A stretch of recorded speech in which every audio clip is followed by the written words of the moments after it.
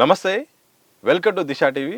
ప్రస్తుతం మనతో పాటు సీనియర్ జర్నలిస్ట్ అనలిస్ట్ భరద్వాజ్ గారు ఉన్నారు. వారితో తాజా పరిణామాలపై వారి యొక్క అభిప్రాయం తెలుసుకునే ప్రయత్నం చేద్దాం. సార్ నమస్కారం. సార్ నమస్తే అండి. సార్, శుక్రవారం రోజు భారీ ఎత్తున తెలంగాణ రాష్ట్ర ప్రభుత్వం ప్రధానంగా డీజీపీ కార్యాలయంలో 41 మంది మావోయిస్టులు అయితే మాత్రం లొంగుబాటు అయ్యారు. దానికి సంబంధించిన చాలా అంశాలు అయితే మాత్రం కొన్ని క్వశ్చన్ మార్క్గా ఉన్నాయి.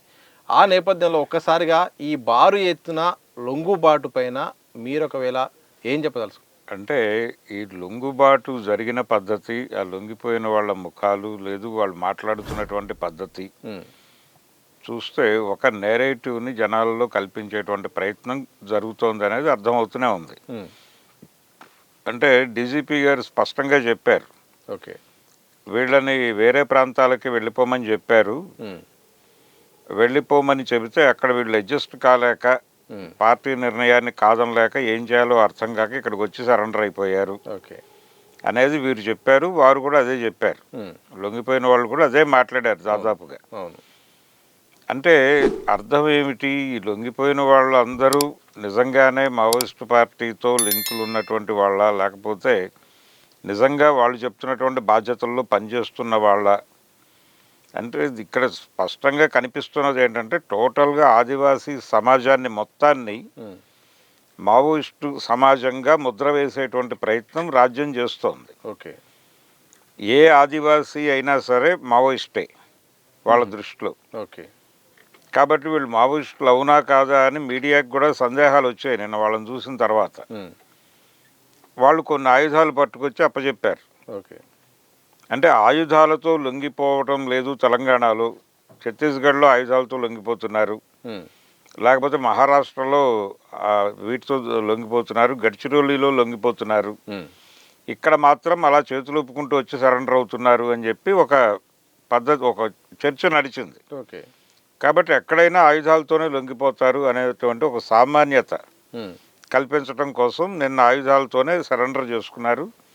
రీసెంట్గా కూడా ఈ మధ్య జరిగిన ఇంకొక లొంగుబాటు కార్యక్రమం కూడా ఆయుధాలతోనే జరిగింది. ఇలా ఆయుధాలతో లొంగిపోవటము, నిన్న సరెండర్ అయిన వాళ్ళలో మెజారిటీ అక్కడి నుంచి వచ్చిన వాళ్ళే. అవును, ఛత్తీస్గఢ్ నుంచి వచ్చిన వాళ్ళే తప్ప లోకల్ పీపుల్ చెప్తున్న వాళ్ళు ఒకళ్ళిద్దరు ఉన్నారు అంతే. ఇద్దరు మాత్రమే లోకల్. మిగిలిన వాళ్ళకి ఈ ప్రాంతంతో ఏ సంబంధము లేదు. మావోయిస్టులు అడవులు ఖాళీ చేసేయండి అంటే మనం ఇక్కడ ఉండొద్దు, కగార్ ఆపరేషన్ డేట్ దగ్గరకు వచ్చేస్తోంది, ఇంకో 3 నెలలే ఉంది, ఈ 3 నెలలు ఎక్కడైనా తలదాచుకోండి అని చెప్పి తన క్యాడర్ని పంపించేస్తోంది.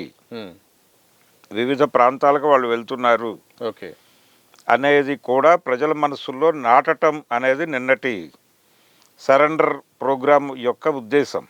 అంటే ఒకవేళ పార్టీ ఆ నిర్ణయం తీసుకోలేదా? పార్టీ సంబంధించిన కీలక నేతలు అట్లా అన్నది కాదా? ఎందుకంటే డీజీపీ గారు చెప్పిందైనా, లేకపోతే సరెండర్ అయిన వ్యక్తులు కూడా చెప్పింది ఏంటంటే ఇదే మాట మాట్లాడారు. మాకు ఇబ్బంది అయిన, మేము నివాసం ఉండలేని ప్రాంతాలకు పంపిస్తున్నారు, అక్కడ మేము ఉండలేక బయటకు వచ్చాల్సిన పరిస్థితి, తర్వాత మార్చి 31 తర్వాత మమ్మల్ని పిలుస్తారో లేదో అర్థం కావట్లేదు, మొత్తానికి పార్టీ విధానము, కేంద్ర నాయకుల తీరు మాత్రం మాకు నచ్చాక మేము బయటకు వచ్చామన్నాం. నిజంగా ఇది పార్టీ యొక్క వర్షన, లేకపోతే ఇది కావాలని ఒక అంశాన్ని తెరపైకి తీసుకొచ్చి చర్చ వచ్చేలాగా చేస్తున్నారా? అంటే మీరు విన్న దానిలోనే మీకు ఆ గందరగోళం కనిపిస్తోంది. ఓకే, ఒకటి నాయకత్వం లొంగిపోతోంది, మమ్మల్ని ఏమో బయటకు వెళ్ళమంటున్నారు ఓకే అనే 2 మాటలు చెప్పడం అనేది పార్టీ మీద దాడికి నిదర్శనమే. ఓకే, అంటే నిజంగా పార్టీ మనుషులు అయి ఉంటే వాళ్ళు నిజంగానే పార్టీ ఒక ప్రాంతానికి వెళ్ళి ఉండండి మీరు అని చెబితే వెళ్ళి ఉంటారు. ఇప్పుడు మైదాన ప్రాంతాల్లో ఉన్న వాళ్ళని రెగ్యులర్గా కేసులు పెడుతున్నారు అనుకోండి. ప్రజా సంఘంలో పనిచేస్తూ ఉంటాడు ఒక అతను. ఓకే, అతను బయట కనిపిస్తే చాలు కేసులు పెడుతూ ఉంటారు పోలీసులు. అప్పుడు పార్టీ అతనికి చెప్తుంది, బాబు నువ్వు ఇక్కడ ఉంటే కష్టం, మేము బెయిల్ అవి పెట్టలేము నీకు, నువ్వు కొంతకాలం అడవిలోకి వెళ్ళిపోయి తలదాచుకో, దళాలతో పాటు ఉండు, తర్వాత ఆలోచిద్దాం నిన్ను ఎక్కడ పెట్టాలి, నీతో ఎలా పని చేయించాలి అనేది అని. వెళ్ళిపోతాడు అతను అడవికి. అడవికి వెళ్ళటమా, అరెస్ట్ అయిపోయి జైలుకి వెళ్ళటమా, 2 ఆప్షన్స్ మిగులుతాయి. ఓకే, కాబట్టి జైలుకి వెళ్ళటం కంటే ప్రజల్లో పనిచేయటం మంచిది అనుకుంటే అడవికి వెళ్ళిపోతాడు. ఓకే, వీళ్ళు కూడా అంతే. వీళ్ళు కూడా అడవిలో ఉండలేని పరిస్థితి ఉంది అనేది వీళ్ళకి అర్థమవుతోంది కదా. ఉమ్, కాబట్టి కొంతకాలం ఎక్కడైనా తలదాచుకోమని పంపించినప్పుడు ఉమ్, అన్ని రకాల జాగ్రత్తలు తీసుకునే పంపిస్తారు. ఓకే. వాళ్ళు పంపించేటువంటి ప్రాంతంలో పార్టీ తాలూకా ఎలిమెంట్స్ ఉంటాయి. ఉమ్, వాళ్ళు వీళ్ళకి షెల్టర్లు అన్నీ ఏర్పాటు చేసి అక్కడ భద్రంగా ఉంచుతారు. వీళ్ళని ఉహు, ఉంచి జాగ్రత్తగా వాళ్ళని చూసుకుంటారు. ఈ మెకానిజం లేకుండా పంపరు. ఓకే. ఓకే. అంతా పర్ఫెక్ట్ ప్లాన్ ప్రకారమే జాగ్రత్తగానే అన్ని చూసి పంపిస్తారు. పంపిస్తారు. ఉమ్, అంతే తప్ప ఉండలేక వెనక్కి వచ్చామనే పదం దగ్గర డౌటు. ఉహు, పైగా మాకు సంబంధం లేదు, మాకు తెలియని ప్రాంతం అని మాట్లాడుతున్నారు. ఉమ్, తెలియని ప్రాంతం ఏమిటి? ఎందుకు తెలియదు? ఇప్పుడు ప్రస్తుతం ప్రపంచం ఉమ్. మారిపోయి ఉంది. ఇంటర్నెట్ యుగంలో ఉన్నాం మనం. అంటే భాష మాకు తెలియదు, మా భాషకు ఇక్కడికి సంబంధం లేకుండా మాకు ప్రాంతీయంగా ఉండడానికి ఇబ్బందులు వస్తున్నాయనేది ఇప్పుడు ఎంతమంది వలస వచ్చి ఇక్కడ బతుకుతున్నారు? చాలామంది వేలలో లక్షల్లో. ఇప్పుడు కుంట ఆ ఏరియా నుంచి వచ్చి గుంటూరు లాంటి ఊళ్ళో ఉమ్, కన్స్ట్రక్షన్ దానిలో పనిచేసుకుంటూ అక్కడ వాచ్మెన్లు గాను కూలి వాళ్ళు గాను బతుకుతున్నటువంటి ఓకే. ట్రైబల్స్ అనేక మంది ఉన్నారు. ఉమ్, వాళ్ళకి భాష రాదు, ఉమ్, కానీ పుట్ట చేతితో పట్టుకొచ్చి బతుకుతున్నారు కదా. ఓకే. సల్వాజుడుం టైంలో పారిపోయి వచ్చి గుంటూరులో బతుకుతున్న ఆదివాసీలు చాలామంది ఉన్నారు. ఓకే. గుంటూరు అనే కాదు, చాలా ఊళ్ళల్లో ఉహు, వాళ్ళ పిల్లల్ని ఆ లోకల్ స్కూళ్ళల్లో చేరుస్తున్నారు. వాళ్ళకి తెలుగు వస్తుంది. ఓకే. వాళ్ళు లోకల్గా చిన్న చిన్న ఉద్యోగాల్లో చేరుతున్నారు, కానీ వాళ్ళ ఫీచర్స్ చూస్తే అర్థమవుతుంది. ఉహు, ఫిజికల్గా. వీళ్ళు కొంచెం ఏదో ట్రైబ్కి చెందిన వాళ్ళలా ఉన్నారే అని అనిపిస్తుంది ఓకే. వాళ్ళ ముఖ కవళికలు చూస్తాయి. ఉమ్, అడిగితే నెమ్మదిగా చెప్తారు, వాళ్ళు ఓపెన్గా చెప్పరు. ఉమ్, నెమ్మదిగా తరిచి అడిగితే, లేదండి మాది ఛత్తీస్గఢ్ నుంచి వచ్చాం, మేము ఇక్కడికి వలస వచ్చాం, ఇక్కడే చదువుకున్నాం మేము అని చెప్తారు వాళ్ళు. ఉహు, ఇలాంటి పరిస్థితి ఉంటుంది జనరల్గా. నిన్న స్పెసిఫిక్గా వాళ్ళు పార్టీ కోసం పనిచేసేవాళ్ళు పార్టీ పిలుపునిస్తే దాన్ని పాటించి వెళ్ళిపోతారు. ఉమ్, కానీ మేము ఉండలేని ప్రాంతము, పార్టీ నాయకత్వం లొంగిపోతోంది, ఉమ్, లొంగిపోతున్న సందర్భంలో మమ్మల్ని అక్కడికి పంపించటం, ఉమ్, పంపించిన తర్వాత మా గురించి వీళ్ళు పట్టించుకుంటారో లొంగిపోతారో తెలియదు. ఉమ్. ఈ మొత్తం స్టేట్మెంట్లో పార్టీ మీద బురద జల్లటం అనేటువంటి కార్యక్రమమే ఉంది. చల్లింది ఎవరు? వాళ్ళ సొంత అభిప్రాయం లేకపోతే చెప్పబడ్డ వాళ్ళతో చెప్పించిన ఒక స్క్రిప్ట్? వాళ్ళతో చెప్పించారండి. చెప్పించటం అనేది జరిగింది నిన్న. ఓకే. ఆ ఆయుధాలు కూడా వీళ్ళు క్రియేట్ చేసిన ఆయుధాలు అయి ఉండొచ్చు. అంటే వాళ్ళ ఆయుధాలు కావాలి, కనీసం ఆ ఆయుధాలు కూడా క్రియేట్ చేశారు. ఇప్పుడు వేణుగోపాల్ గారు సరెండర్ అయ్యాడు కదా ఆ మధ్య, ఉమ్, మహారాష్ట్ర సీఎం దగ్గర. అవును. వాళ్ళందరూ వేసుకున్నటువంటి యూనిఫామ్స్ కొత్తవి. ఉమ్, అంటే అక్కడికి వాళ్ళని తీసుకెళ్ళి సైజులు తీసుకొని కుట్టించి ఉమ్, వేసి తీసుకొచ్చి అక్కడ పెరేడ్ పెట్టారు. ఇలాంటి ఆర్గనైజ్డ్ డిజైన్డ్ సరెండర్లు జరుగుతున్నాయి. ఇప్పుడు ఆసన్న గారు పట్టుకొచ్చాడు అక్కడ నుంచి చాలామందిని. ఉమ్, వాళ్ళు ఆర్గానిక్గానే వచ్చారు. ఉమ్, అంటే వాళ్ళ క్యాడర్కి, వాళ్ళ కంట్రోల్లో ఉన్నటువంటి క్యాడర్ని వాళ్ళు తీసుకొచ్చారు. ఉహు, అంటే పార్టీ డెసిషన్గా చెప్పారు వాళ్ళకి. ఓకే. పార్టీ సాయుధ పోరాట విరమణ ప్రకటిస్తోంది, ఇంకా మనం ఇక్కడ ఉండి పనిచేసేటువంటి పరిస్థితి లేదు కాబట్టి బయటకు వెళ్తున్నాం ఉమ్, అని చెప్పి పార్టీ నిర్ణయంగా చెప్పారు. వాళ్ళందరూ వీళ్ళ వెనకాల పడి వచ్చేసారు. ఓకే. ఎంత ధైర్యం లేకపోతే ఆయన వేణుగోపాల్ ఉమ్, పార్టీ నిర్ణయంగా ప్రకటిస్తాడు. ఒక ప్రకటన కదా ముందు ఇచ్చింది ఆయన. అవును. పార్టీ సాయుధ పోరాట తాత్కాలిక విరమణ నిర్ణయం తీసుకుంది అని ఒక ప్రకటన ఇచ్చాడు ఆయన అభయ పేరుతో. ఉమ్, దాంతో మొత్తం కన్ఫ్యూజన్ కదా బయట. ఓకే. ఏంటి వాళ్ళే సాయుధ పోరాట విరమణ అనేసిన తర్వాత ఇంకా బయట చర్చే ఉంటుంది. ఉమ్, రేపో ఎల్లుండో అందరూ వచ్చేస్తున్నారు, పార్టీగానే సరెండర్ అవుతోంది అని కూడా అనుకున్నారు. ఒక మెసేజ్ వచ్చేసింది. ఇప్పుడు ఇప్పటికీ అభిప్రాయం ఉన్నవాళ్ళు ఉన్నారు. ఉమ్, పార్టీ మొత్తంగా మేము ఓపెన్ ఏరియాకి వచ్చి పనిచేస్తాము, ఉమ్, అంటే లీగలైజ్ అవుతాం. లీగలైజ్ అయ్యి మిగిలిన కమ్యూనిస్ట్ పార్టీలు ఎలా పనిచేస్తున్నాయో మేము కూడా అలాగే పనిచేస్తాం ఉమ్, చట్ట పరిమితుల్లో అని చెప్తే సరిపోతుంది కదా, ఈ మరణాలు లేకుండా అని మాట్లాడుతున్నటువంటి వాళ్ళు కూడా మంచి అభిప్రాయంతోనే మాట్లాడుతున్నారు వాళ్ళు. ఉమ్, కానీ నా డౌట్ ఏంటంటే, నా ఆర్గ్యుమెంట్ ఏంటంటే, పార్టీ అలా ప్రకటిస్తే దాన్ని ఆహ్వానించే మూడ్లో ప్రభుత్వం ఉందా, వాళ్ళని చట్టబద్ధమైనటువంటి పోరాటాలు చేయడానికి అనుమతిస్తుందా అనేది ప్రశ్న. ప్రస్తుతానికి అదొక సస్పెన్స్గా అయితే ఉన్నది.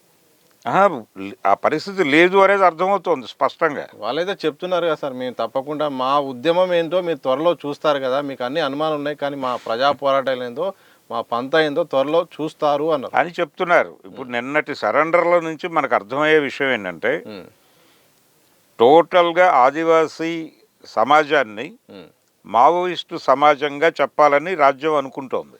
ఓకే. అడవుల్లో ఉండేటువంటి ఆదివాసీలు అందరూ మావోయిస్టులే.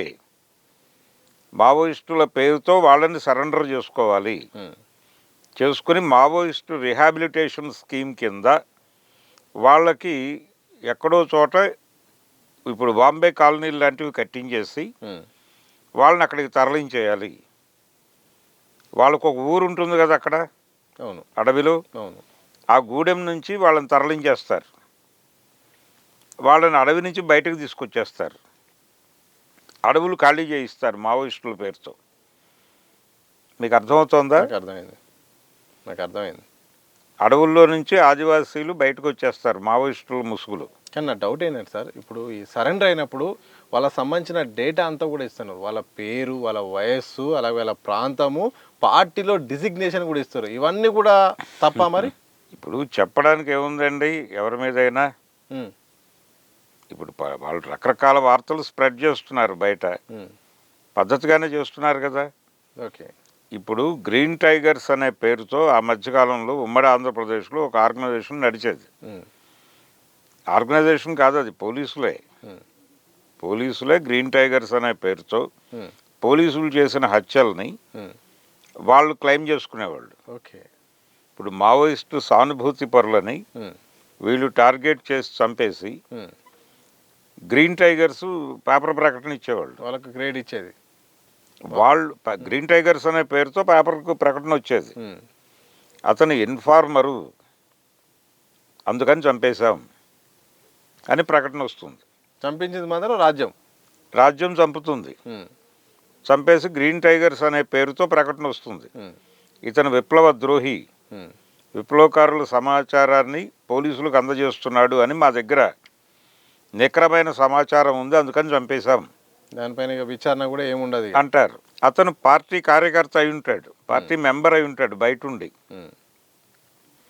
ఇది జరిగిన 2 రోజులకు పార్టీ ప్రకటనిస్తుంది, అతను మా సభ్యుడు, అతన్ని వాంటెడ్గా చంపేసి ఇలాంటి దుష్ప్రచారం చేస్తున్నారు, ఈ గ్రీన్ టైగర్స్కి మాకు ఏ సంబంధము లేదు, ఈ గ్రీన్ టైగర్స్ అనేది పోలీసులు ఫ్లోట్ చేసినటువంటి ఆర్గనైజేషను అని వాళ్ళు ప్రకటనిస్తారు. ఇమ్మీడియట్గా వీళ్ళు ఇంకో ప్రకటనిస్తారు పార్టీ పేరుతోనే. ఈసారి గ్రీన్ టైగర్స్ ఉండదు, వీళ్ళు కూడా అదే పేరు పెట్టుకుని ప్రకటనిస్తారు మావోయిస్టు పార్టీ అని. ఇచ్చి నిన్నటి ప్రకటన ఎవరో కల్పించి ఇచ్చింది, అది మేము కాదు, మా పార్టీ ప్రకటన కాదు అది. కాబట్టి ఇలాంటి ప్రకటనలకు వ్యతిరేకంగా రేపు 6వ తారీఖు బంద్ ప్రకటిస్తున్నాం అని వీళ్ళే ఇలాంటి గందరగోళం క్రియేట్ చేసిన పరిస్థితులు అనేకం జరిగినాయి మన చరిత్రలో, ఏది ఉమ్మడి ఆంధ్రప్రదేశ్ చరిత్రలో. ఇప్పుడు సజ్జన్నార్ గారు ఉన్నారు కదా, వారు గుంటూరు ఎస్పీగా ఉండగా ఇలాంటి డ్రామాలు చాలా జరిగినాయి అక్కడ. కాబట్టి శోభన్ బాబు అని ఒక అతన్ని చంపేశారు నల్లమల్లో. చంపేసి వీళ్ళే బంధు పిలిపించేశారు. ఓకే. పోలీసు వారే, ఏది పిడుగురాళ్ళ ఏరియాలో అంతా కూడా సంతాప సభ పెట్టినట్టు. నేను స్వయంగా చూశాను అది, ఆ సన్నివేశం. సజ్జన్నార్ గారితో మాట్లాడాము అప్పుడు వెళ్ళి, ఆయన కన్సిడర్ చేయలే. నో గ్రీన్ టైగర్స్కి మాకు ఏ సంబంధం లేదని మాట్లాడాడు ఆయన ఎస్పీ ఆఫీస్లో. కానీ చేసింది పోలీసు వారే అని ఆ లోకల్ పీపుల్కి తెలుసు. ఇలాంటి కండిషన్లో ఆదివాసీలు 2 రకాల గొడవలు జరుగుతున్నాయి ఇప్పుడు. ఒకటేమో ఆదివాసీలందరినీ మావోయిస్టులుగా బ్రాండ్ వేయటం. ఓకే. రెండో గొడవ ఏంటంటే మావోయిస్టు పార్టీ అనగా వాళ్ళు అడవుల్లో మాత్రమే ఉంటారు, వాళ్ళు ఆదివాసీల కోసం మాత్రమే పనిచేస్తారు. దేశ జనాభాలో 2% కూడా లేనటువంటి ఆదివాసీల కోసం పనిచేసే పార్టీ అది విప్లవం ఎలా సాధిస్తుంది? మిగిలిన అనేక ఇవి ఉన్నాయి కదా, సమూహాలు ఉన్నాయి ఇక్కడ. ఏ సమూహంతోనూ వీళ్ళకి ఏ సంబంధం లేదు అనేది ఒక నేరేటివ్ని కల్పించటం కోసం కూడా స్టేట్ విపరీతంగా ప్రయత్నం చేస్తోంది. ఆ ప్రయత్నంలో భాగంగానే ఆదివాసీల పేరుతో విపరీతంగా సరెండర్లను ప్రోత్సహిస్తున్నారు. అలాగే ఇది ఆదివాసీ పార్టీ అని ముద్రేసే ప్రయత్నం చేస్తున్నారు.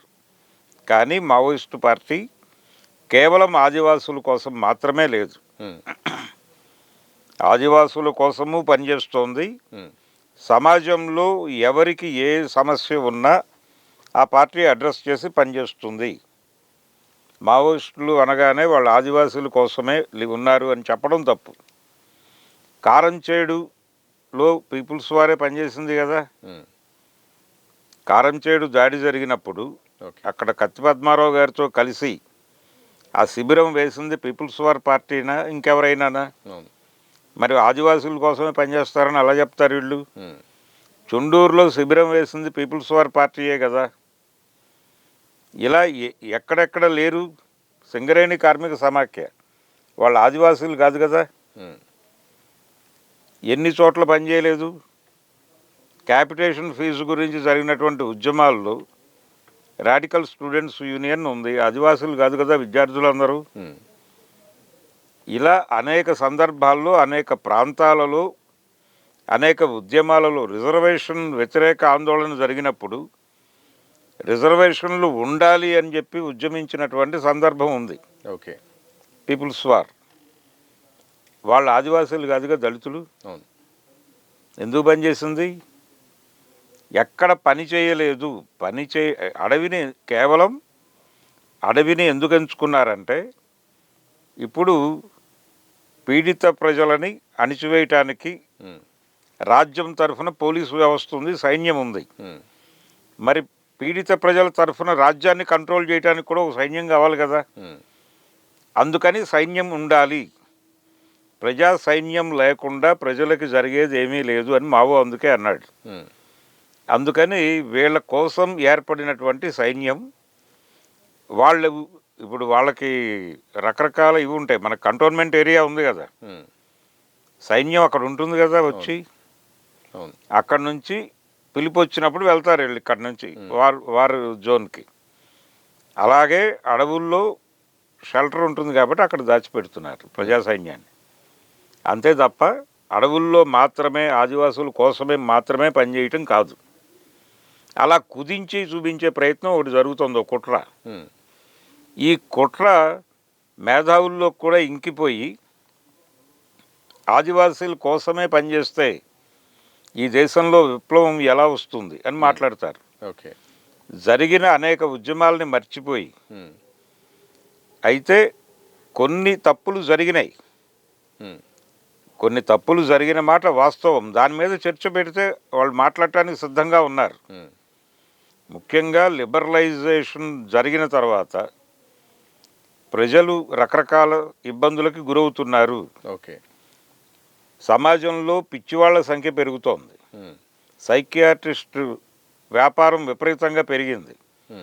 అంటే మనుషులు కంపార్ట్మెంటీకరణ చెందుతున్నారు. కంపార్ట్మెంటలైజేషన్ అంటే ప్రతి మనిషి వాడి ఫోన్లో బందీ అవుతున్నాడు.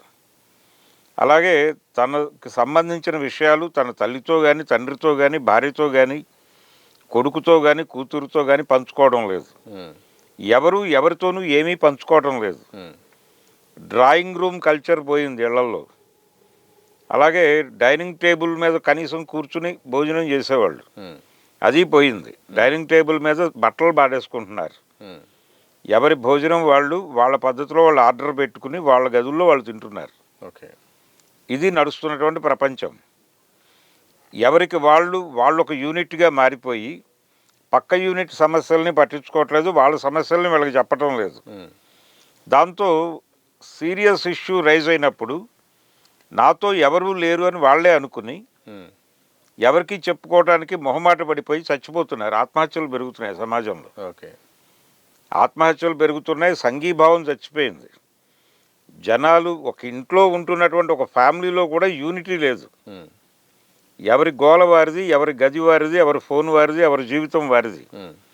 వారి జీవితంలో, కొడుకు జీవితంలో ఏం జరుగుతోందో తల్లికి తెలియదు, తల్లి జీవితంలో ఏం జరుగుతోందో కొడుక్కి కూతురికి తెలియదు.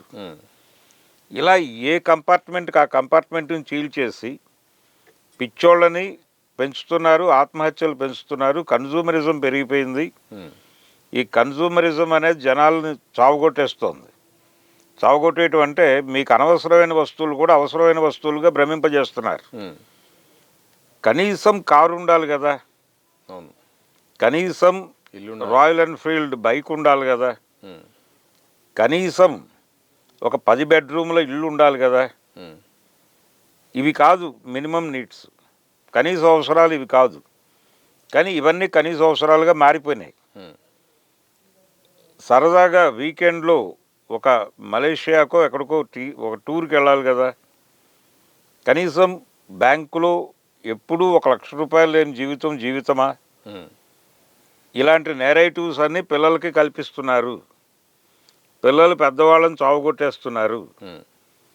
ఈ కన్జ్యూమరిస్టిక్ సొసైటీ మనుషుల జీవితాలని గందరగోళం చేస్తోంది. ఈ ఇష్యూస్ని అడ్రస్ చేసి పని చేయటంలో, అంటే లిబరలైజేషన్, మార్కెట్ ఎకానమీ మన జీవితాల్లోకి ప్రవేశించిన తర్వాత కొత్తగా వచ్చినటువంటి సమస్యల్ని అడ్రస్ చేసి పనిచేయటంలో కొన్ని వైఫల్యాలు జరిగినాయి. ఇలాంటివి చెబితే వాళ్ళు అర్థం చేసుకోవడానికి సిద్ధంగానే ఉన్నారు మావోయిస్టులు.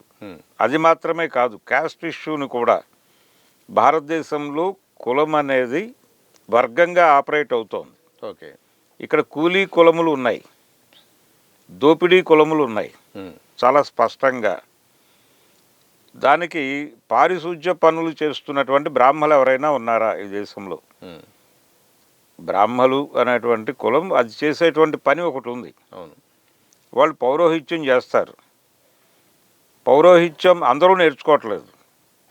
నేర్చుకొని వాళ్ళల్లో ఎవరైనా పారిశుధ్యపు పనులకు వెళ్తున్నారా? పారిశుధ్యం కూడా పర్టికులర్గా కొన్ని కులాలకే ఇస్తారు ఉద్యోగాలు. అవి ప్రభుత్వ ఉద్యోగాలు అయినప్పటికీ అక్కడ రిజర్వేషన్. ఓకే.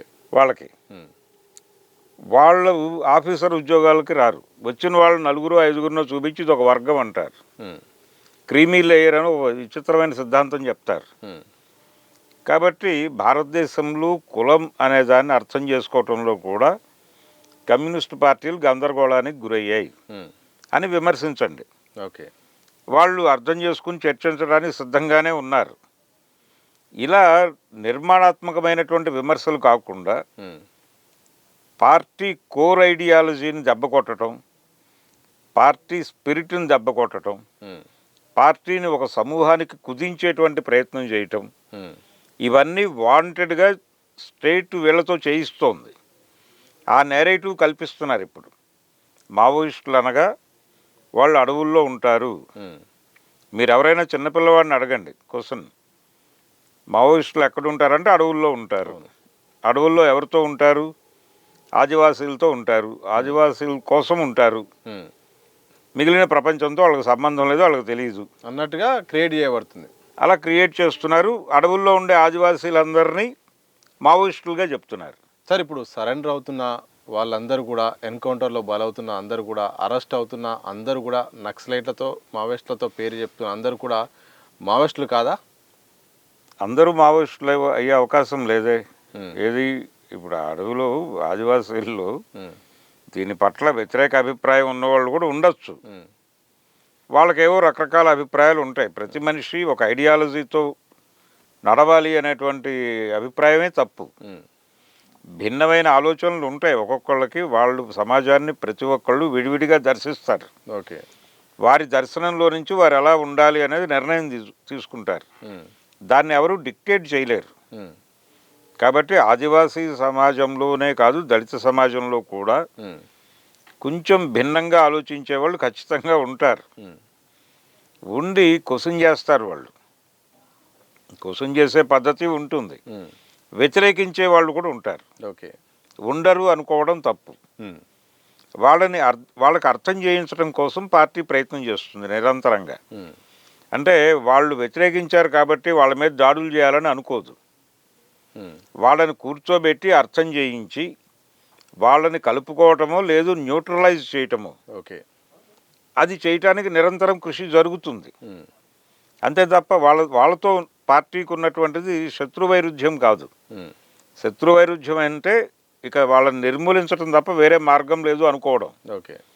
మిత్రవైరుధ్యంగానే చూస్తుంది పార్టీ. ఉమ్, అంటే చర్చించి వాళ్ళని న్యూట్రలైజ్ చేయటమో తనతో కలుపుకోవడమో చేస్తుంది. ఓకే.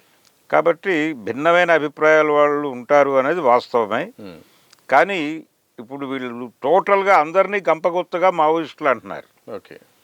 ఆదివాసీ సమాజంలో ఇప్పుడు నిన్న సరెండర్ అయిన వాళ్ళలో కూడా ఉమ్, చాలామందికి భిన్నమైన అభిప్రాయాలు ఉండవచ్చు. ఉమ్, కానీ మూకుమ్మడిగా అందరితోనూ ఒకే మాట చెప్పించారు. ఓకే. ఆ మాట ఏమిటి? మమ్మల్ని అడవుల్లో నుంచి వెళ్ళిపోమన్నారు. ఉమ్, అడవుల్లో నుంచి వెళ్ళిపోమన్నది వీళ్ళు కాదు, మావోయిస్టులు కాదు, ఓకే. ప్రభుత్వం అంటోంది ఆ మాట. ఉమ్, మీకు మణిపూర్లో ఎందుకు అల్లర్లు జరిగినాయి? క్రైస్తవులకి ఉమ్, అక్కడ లోకల్ తెగలకి మధ్యలో గందరగోళం జరిగింది కదా. అవును. అది మతపరమైనటువంటి ఘర్షణలుగా చూపించే ప్రయత్నం చేశారు. ఉమ్, కానీ మతపరమైన వ్యవహారం కాదు. లోపల ఉన్నటువంటి చర్చిలు అవన్నీ తగలబెట్టారు. ఉమ్, తగలబెట్టి వాళ్ళని టెర్రరైజ్ చేసి ప్రభుత్వం వాళ్ళని ఆదుకున్నట్టుగా నటించి ఉమ్, రీహాబిలిటేషన్ కింద వేరే గ్రామాలు క్రియేట్ చేసి అక్కడికి తరలిస్తున్నారు. ఉమ్, ఏం చేస్తారు? ఈ అడవుల్లో నుంచి ఆదివాసీలని మావోయిస్టులని అందరినీ బయటకు పంపించి ఉమ్, మొన్న ఒక అమ్మాయి ఒక వీడియో చేసింది, ఒక ట్రైబల్ గర్ల్. అవును. ఆ వీడియో చూస్తే అర్థమవుతుంది. అవును. ఆ అమ్మాయి తన ఊరు చుట్టూ చూపించి మేము ఇంతకుముందు జల్ జంగల్ జమీన్ అని చెప్పి యుద్ధం చేశాం, ఉమ్, ఇప్పుడు కూడా యుద్ధం చేస్తూనే ఉన్నామని అనుకుంటున్నాం, ఉమ్, కానీ మా చుట్టూ ఇంత పని జరిగిపోతోంది, ఉమ్, నిర్బంధం అమలవుతోంది, మేము ఏది మాట్లాడలేని పరిస్థితుల్లో ఉన్నాం, ఉమ్, వాళ్ళు మాత్రం మాట్లాడకుండా పని చేసుకుని వెళ్ళిపోతున్నారు ఉమ్, అని చెప్పి ఆ చుట్టుపక్కల చెట్లు నరుకుతున్నటువంటి వీడియో అంతా పెట్టింది అమ్మాయి. అదే జరుగుతోంది. ఉమ్, ఆదివాసీలు ఇది చాలా స్పష్టంగా చెప్పుకోవాలంటే రామరాజ్యం తెస్తామని చెప్పారు కదా వాళ్ళు. అవును. బీజేపీ వారు రామరాజ్యం అంటే ఇదే. రాముడు కూడా అడవికి వెళ్ళింది ఈ పని మీదే. ఏది? ఆయనకి వాళ్ళ తల్లిగారు అంటే కైక కోరిక ఏమిటి? 14 ఏళ్ళు అడవిలో ఉండాలి అని. అడవిలో ఉండాలంటే ఆయన ఆ అయోధ్య పక్కనే ఉన్నటువంటి అడవిలో ఒక ఆశ్రమం నిర్మించుకుని అక్కడే ఉండి ఇంటికి వెళ్ళిపోవచ్చు కదా. ఉమ్, వెళ్ళలేదు, తిరిగాడు, అడవంతా తిరిగాడు, తిరిగిన ప్రతి చోట యుద్ధం చేశాడు, చంపుకుంటూ వెళ్ళాడు జనాల్ని, త్రిశూరుణ్ణి చంపాడు, అలాగే వాలిని చంపాడు, రావణ బ్రహ్మని చంపాడు. ఇప్పుడు ఒక విచిత్రమైన విషయం ఏంటంటే ఇప్పుడు జరుగుతున్నటువంటి బస్తర్లోనే ఉమ్, ఒక రావణ బ్రహ్మ ఆలయం ఉంది.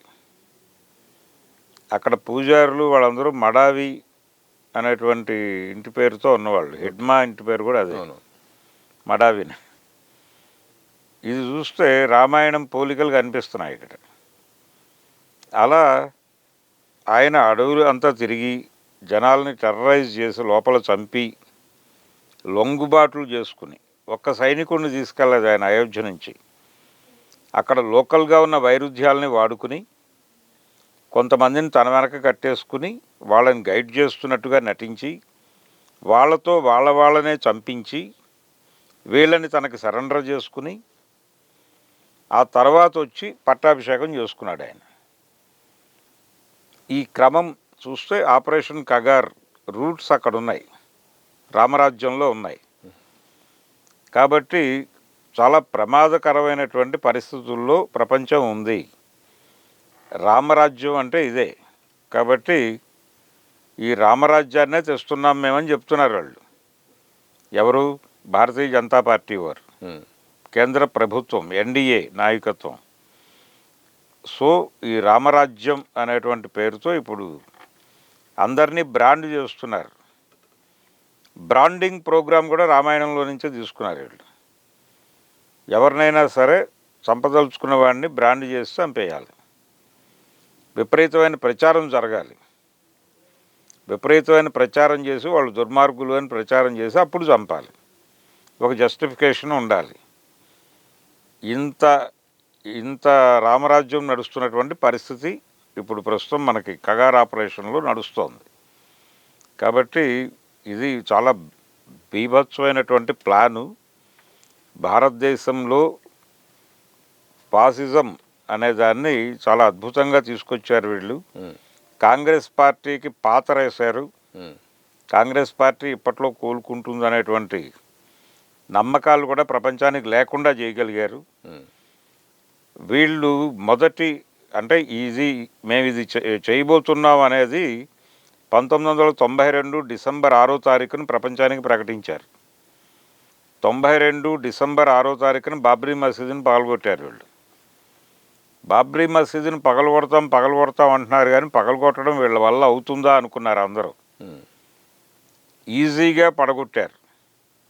పివి నరసింహారావు గారు ప్రధానమంత్రిగాను, కళ్యాణ్ సింగ్ అక్కడ ముఖ్యమంత్రిగాను ఉండి ఒక అరగంట అందరూ కళ్ళు మూసుకున్నారు. అక్కడ పని అయిపోయింది. ఆ పని చేయటం ద్వారా ప్రపంచానికి వాళ్ళు ఒక సందేశం ఇచ్చారు. ఈ దేశ ప్రజల్ని మేము ఒక్క పిలిపిచ్చి ఏదైనా చేయించగలం. దేశ ప్రజలు మొత్తం మా కంట్రోల్లో ఉన్నారు. కాంగ్రెస్ పార్టీ ఈ దేశాన్ని కంట్రోల్ చేసే పరిస్థితి నుంచి వెనక్కి వెళ్ళిపోయింది. ఇప్పుడు ఈ భారతీయ మెదళ్ళన్నీ మాతో ట్యూన్ అయి ఉన్నాయి. కనుక మాకు అధికారం వస్తే, మేము ఒక పిలుపునిస్తే ఏదైనా జరుగుతుంది అని కార్పొరేట్లకి వాళ్ళు ఒక సిగ్నల్ పంపించారు బాబ్రీ మసీదుని కూల్చి. ఓకే. తద్వారా కార్పొరేట్లకి వీళ్ళు తలుపులు తెరిచారు. అక్కడి నుంచి వీళ్ళ రైజ్ మొదలైంది. ఆ రైజ్ మొదలై ఇప్పుడు 3 సార్లు గెలిచారు. 4వసారి కూడా గెలవడానికి సిద్ధంగా ఉన్నారు. గెలుస్తారా? గెలుపు సాధ్యం కాదు ప్రజల ద్వారా, అది వాళ్ళకి అర్థమైపోయింది. 24 ఎన్నికల్లో వాళ్ళు గెలవాలనుకున్న సీట్లలో 100 సీట్లు తగ్గాయి. అంటే ఆల్రెడీ ఉన్న సీట్లు 60 పోయాయి. వాళ్ళు గెలవాలనుకున్న 40 గెలవలేకపోయారు. ఈసారి ప్రజల అభిప్రాయం అర్థమైపోయింది కాబట్టి ఈసారి వాళ్ళ దగ్గర ఉన్నటువంటి ఇతర టక్కు టమార గజకర్ణ గోకర్ణ విద్యలన్నీ ప్రదర్శించి అది ఓటర్ల జాబితాని రీడిజైన్ చేసి గెలుస్తారా, లేకపోతే ఈవీఎంలు మేనేజ్ చేసి గెలుస్తారా అనేదాన్ని వాళ్ళు చాలా బీభత్సమైన స్థాయిలో అమలు చేసి గెలిపే లక్ష్యంగా అన్ని ప్రయత్నాలు చేసి గెలుస్తారు. ఆ నమ్మకం వాళ్ళలో మాత్రమే లేదు, వాళ్ళు దేశంలో ఉన్న ప్రతి పార్టీకి ఆ నమ్మకాన్ని కలిగించగలిగారు. తెలుగుదేశం పార్టీ బీజేపీని వచ్చే ఎన్నికల్లో వదిలేస్తారా, కూటమి నుంచి బయటకు వస్తారా అని అడగండి, రావని చెప్తారు వాళ్ళు. అందరి పరిస్థితి అదే. అంతకు మించి ఈ దేశాన్ని అంటే దేశం వాళ్ళ కంట్రోల్లో ఉంది, వాళ్ళ గుడ్ లుక్స్లో ఉండటం ద్వారా మాత్రమే మనం బతకగలం అనే పరిస్థితి ప్రస్తుతం భారతదేశంలో ఉన్న అన్ని రాజకీయ పార్టీల్లోనూ ఉంది. రాహుల్ గాంధీ గారు చెప్పిన ప్రకారం చూస్తే ఆయన పార్టీలో చాలామందిలో ఉంది ఈ అభిప్రాయం. అందుకని సిడబ్ల్యూసి సమావేశంలో మాట్లాడటానికి కూడా నాకు ధైర్యం సరిపోవట్లేదు అన్నాడు ఆయన. ఓకే. అంటే వాళ్ళ పార్టీ నాయకుల్ని కూడా వాళ్ళు కంట్రోల్ చేస్తున్నారు బయట నుంచి. ఆ పరిస్థితి వచ్చింది. ఎవరినైనా కొనేయటమే. మనిషిని సరుకుగా చూస్తున్నారు వాళ్ళు. మనిషిని సరుకుగా చూసి కొనుగోలు చేసి దొడ్లో కట్టేస్తున్నారు. సెంటిమెంట్తో వర్కౌట్ అయితే ఓకే. మనం ఇప్పుడు న్యాయ వ్యవస్థను చూస్తున్నాం కదా, న్యాయ వ్యవస్థలో వాళ్ళకు అనుకూలమైన జడ్జిమెంట్లు ఇచ్చిన జడ్జీలందరూ ఎక్కడ ఉంటున్నారో చూస్తున్నాం కదా. బాబ్రీ మసీద్ జడ్జిమెంట్ ఇచ్చినటువంటి జడ్జి గారు ఎక్కడున్నాడు? వీళ్ళకు అనుకూలమైన జడ్జిమెంట్లు ఇచ్చిన జడ్జిలు వాళ్ళు ఉంటే రాజ్యసభలో ఉంటారు, లేకపోతే ఏదో రాష్ట్రానికి గవర్నర్గా ఉంటారు. ఇలాంటి రకరకాల ప్రలోభాలు పెట్టి ఎవరినైనా దేంతోనైనా కొనేయచ్చు, మనిషి కేవలం సరుకు మాత్రమే అనేటువంటి వాతావరణాన్ని కల్పించారు. ఇది చంద్రబాబు నాయుడు లాంటి వాళ్ళకి ముందు నుంచి ట్రైనింగ్ ఉంది. ఆయన పొలిటికల్గా అంటే ముఖ్యమంత్రిగా జన్మ ఎత్తిందే లిబరలైజ్డ్ ఎకానమీలో. ఓకే. 95లో ఆయన జన్మనెత్తిన తర్వాత కోవర్ట్ ఆపరేషన్లు మొదలైనాయి మన దగ్గర. నయీం, జడల్ నాగరాజు లాంటి వాళ్ళందరినీ ఓకే. వారే క్రియేట్ చేయగలిగారు. అంటే మనుషుల్ని కొనుగోలు చేసి వాళ్ళ ద్వారా అవతల వాళ్ళని చంపించేయటం. ఈ ప్రోగ్రాం పౌర హక్కుల నాయకులని చంపించారు కదా, అజామ్ అలీ వీళ్ళందరినీ నయీం లాంటి వాళ్ళతో. ఆ ప్రోగ్రాం వెనకాలన్న బ్రెయిన్ ఇదే, ఇజ్రాయిల్ టెక్నాలజీ అని చెప్పేవాడు చంద్రబాబు గారు గంభీరంగా. ఇప్పుడు అదే అన్ని పద్ధతుల్లోనూ వాళ్ళు వాడుతున్నారు భారతీయ జనతా పార్టీ వాళ్ళు, ఇంకా విస్తృతమైన స్థాయిలో. కాబట్టి దేశం చాలా ప్రమాదకరమైన పరిస్థితుల్లో ఉంది. కేవలం ఈ లొంగుబాట్లు వరకు కుదించి చూడటం లేదు నేను. దేశం ప్రమాదంలో ఉంది, అన్ని సమూహాలు ప్రమాదంలో ఉన్నాయి, ఆదివాసీ సమాజం మాత్రమే కాదు. ఈ మొత్తం దేశం తన్ని తాను తెలుసుకుని కనీసంగా ఇప్పుడు రాజ్యాంగం కూడా అమలు కావట్లేదు. రాజ్యాంగ పరిరక్షణ కూడా ఒక తక్షణ కార్యక్రమం కింద మారుతున్నటువంటి పరిస్థితి. ఈ దేశంలో దళితులు, మైనారిటీలు రాజ్యాంగాన్ని అడ్డం పెట్టుకుని బతుకుతున్నారు. ఆ రాజ్యాంగాన్ని, గాంధీని అడ్డం పెట్టుకుని బతుకుతున్న వాళ్ళని, గాంధీని, రాజ్యాంగాన్ని పక్కకు లాగేసి వాళ్ళ నగ్నంగా రోడ్డు మీద నుంచోబెట్టే ప్రయత్నం చేస్తున్నారు వాళ్ళు. అందులో భాగంగానే నిన్న ఆ జాతీయ ఉపాధి హామీ పథకానికి గాంధీ గారి పేరు తీసేశారు కదా. నెమ్మదిగా కాన్స్టిట్యూషన్ కూడా నిజానికి వాళ్ళు గెలవాలనుకున్న 100 సీట్లు గెలుచుంటే ఈ పాటికి దాన్ని తీసి పక్కన పెట్టి వాళ్ళ రాజ్యాంగం ప్రకటించేవాళ్ళు. అది జరగల. వచ్చే ఎన్నికల్లో డెఫినెట్గా జరుగుతుంది అది. అందుకని 29 ఎన్నికల్లో ఎన్డీఏ కూటమిని ఎట్టి పరిస్థితుల్లోనూ అధికారంలోకి రానివ్వకుండా చేయగలగటం అనేది దేశ ప్రజల, ఈ దేశ పీడితుల తక్షణ కర్తవ్యంగా మారాల్సిన అవసరం ఉంది. సార్, 2026 మార్చి 31 అనేది ఒక ఫైనల్ డేట్ అనేది కూడా హోంశాఖ మంత్రి అమిత్ షా గారు అయితే మాత్రం స్పష్టం చేశారు. పదే ప్రకటించాడు. పదే నేపథ్యంలో శుక్రవారం రోజు తెలంగాణ డీజీపీ ఒక కీలకమైన వ్యాఖ్య చేశారు.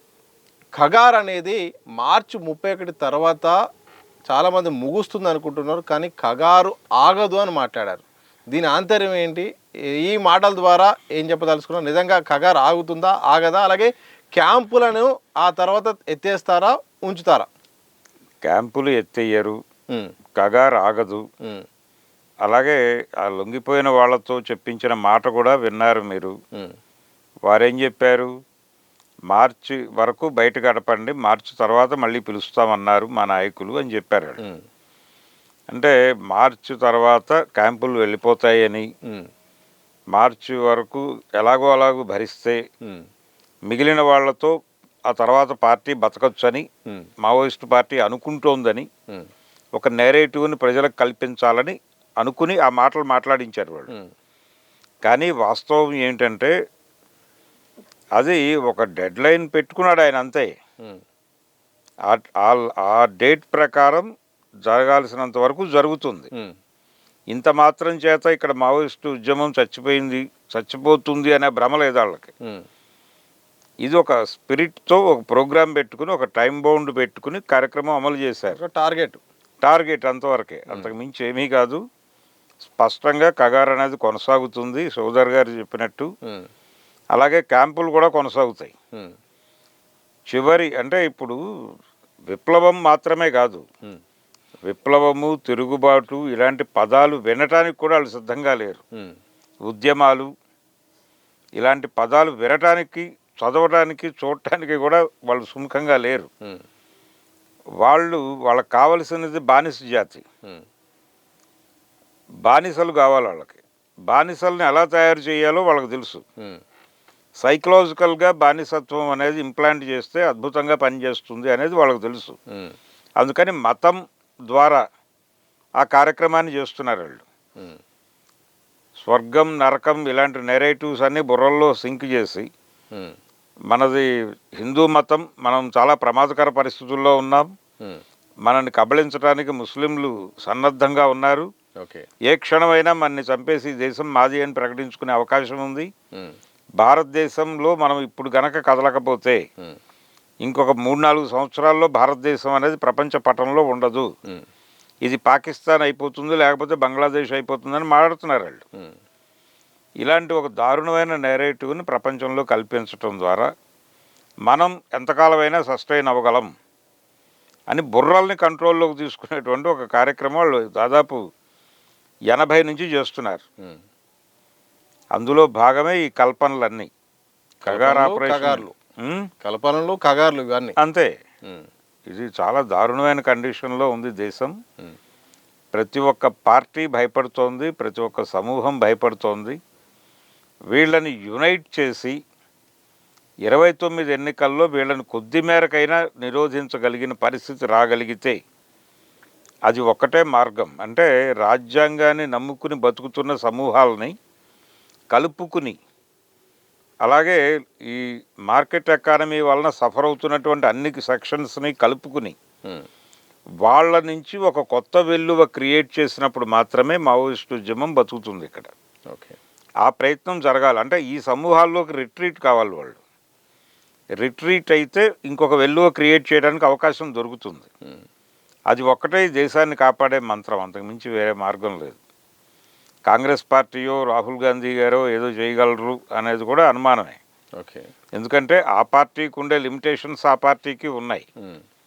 ఎందుకంటే ఈ దేశాన్ని లిబరలైజ్డ్ ఎకానమీగా మార్చింది వాళ్ళే మన్మోహన్ సింగ్ నాయకత్వంలో. నక్సల్ సమస్యని సీరియస్గా పట్టించుకోవాలి అని భావించిన మొదటి ఆర్థిక మంత్రి, ప్రధానమంత్రి కూడా ఆయనే, ఓకే, మన్మోహన్ సింగే. ఇప్పుడు వీళ్ళు ఆపరేషన్ కగార్ అంటున్నారు. వాళ్ళు గతంలో ఆపరేషన్ గ్రీన్ హంటు ఇలాంటి రకరకాల పేర్లతో నడిపారు. ఆపరేషన్ ప్రహారు ఇలాంటి పేర్లతో. కాంగ్రెస్ పార్టీ ఏదో తక్కువ తింది అనుకోనక్కర్లేదు, ఇద్దరే వారి స్థాయిలో వారు చేశారు. ఇప్పుడు మాట్లాడుతున్న వాళ్ళు కూడా కాంగ్రెస్ పార్టీ అయితే మరీ ఎన్ని ఉండవు కదా, కొంచెం తక్కువ ఉంటాయి కాబట్టి కాంగ్రెస్ పార్టీని మీరు భుజాన్ని వేసుకోండి అని మాట్లాడుతున్న వాళ్ళు కూడా ఉన్నారు. కానీ ఎవరూ తక్కువ కాదు. ఓకే, శ్రీశ్రీ గారు అన్నట్టు ఒక్కొక్కడు ఒక్కో మహాహంతకుడు అని అనుకోవాల్సినటువంటి పరిస్థితి. Thank you sir, thank you very much. Thank you అండి. ఇది మొత్తంగా సీనియర్ జర్నలిస్ట్ అలాగే అనలిస్ట్ భరద్వాజ్ గారితో ప్రత్యేకమైన ఇంటర్వ్యూ. మరో ఇంటర్వ్యూతో మళ్ళీ కలుద్దాం. చూస్తూనే ఉండండి దిశ టీవీ.